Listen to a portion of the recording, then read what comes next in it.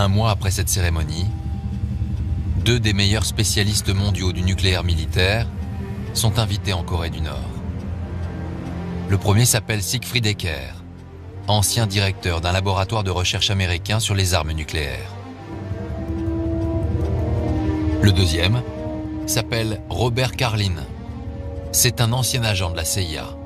Ces deux experts indépendants vont pouvoir visiter Yongbyon, le site nucléaire nord-coréen, l'endroit le plus secret du pays.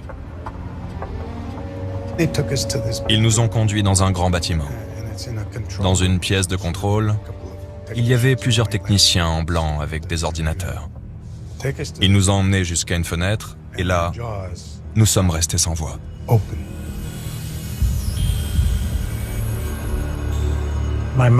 Ma bouche devait être grande ouverte. Je n'en croyais pas mes yeux.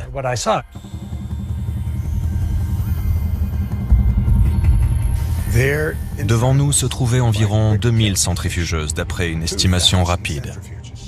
C'était une installation flambant neuve. Ils voulaient que nous voyions cela. C'était le but de notre visite. Ils voulaient que les Américains sachent. Les deux hommes sont clairement abasourdis. La vision de ces centrifugeuses ouvre des perspectives terrifiantes sur les capacités nucléaires de la Corée du Nord. Combien de centrifugeuses ont-ils?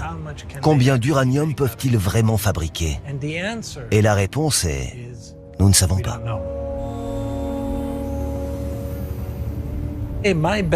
D'après mes estimations, ils ont assez de plutonium et d'uranium enrichi pour fabriquer 20 à 25 bombes. Et ils ont la capacité de fabriquer une bombe toutes les 6 à 7 semaines. Une nouvelle bombe atomique, toutes les 6 semaines.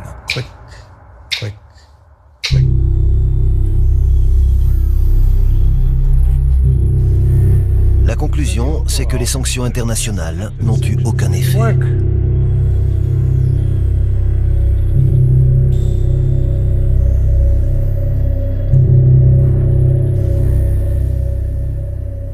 Le bâtiment dans lequel se trouvaient les centrifugeuses avait été